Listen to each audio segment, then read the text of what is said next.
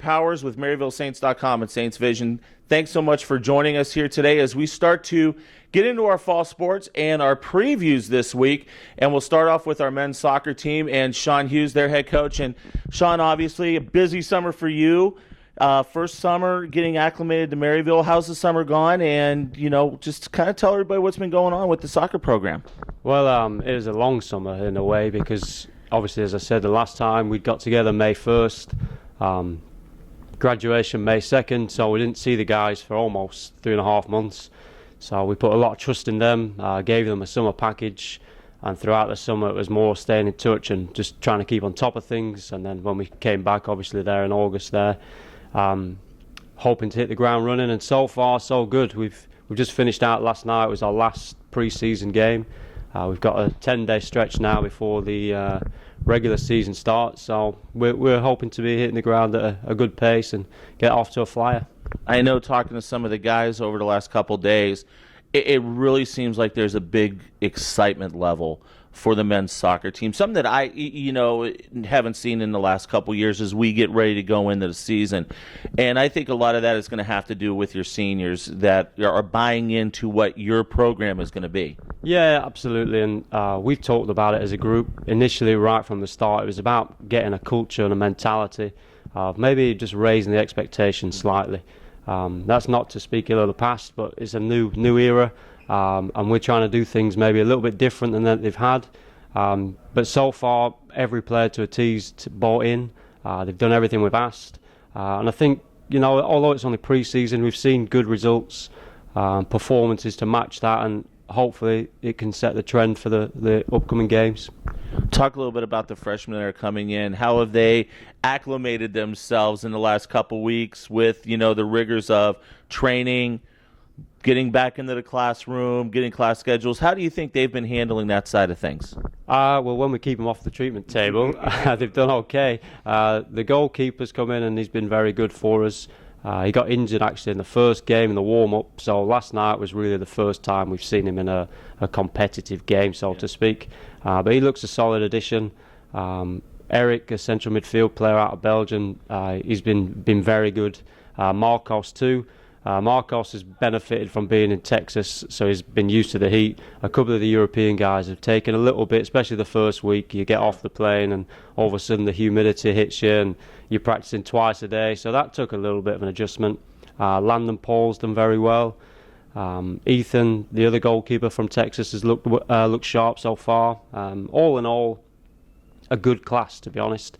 I think that they can all help us this year immediately, and that's the impact that we're looking for. We need that competition, whether you're a senior, a junior, a sophomore, or a freshman, that if you do the right things, then the opportunity to play will be there.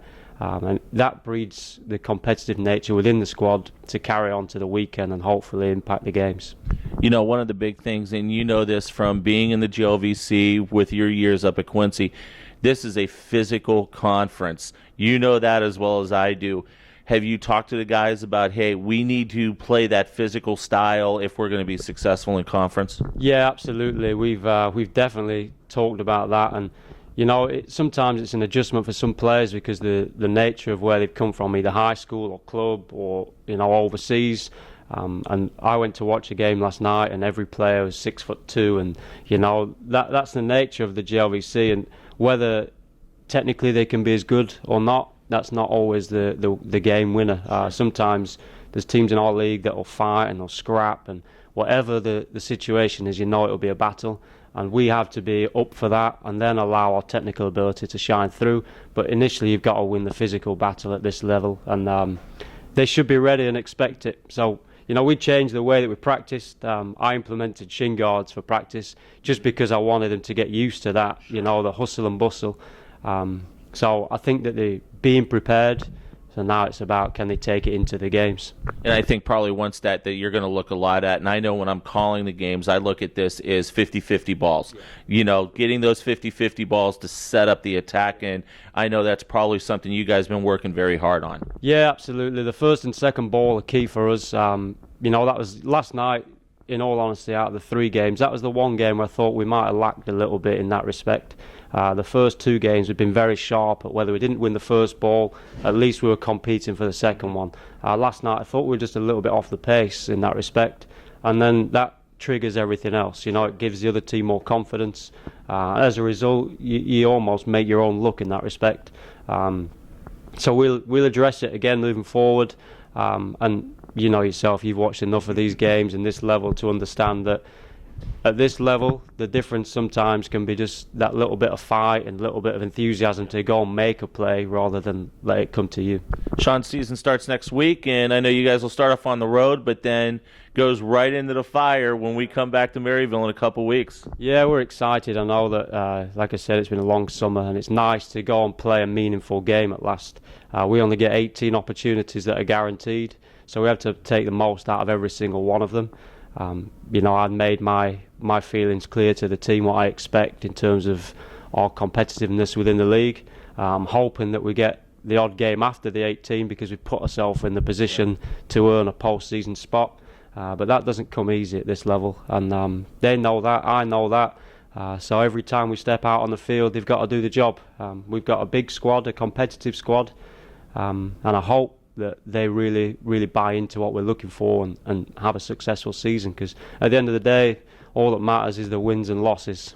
No doubt about it. Well, Sean, good luck up in Iowa next weekend, and we'll talk after Labor Day and start to preview the home opener here in a couple weeks. Thank you very much, Jim.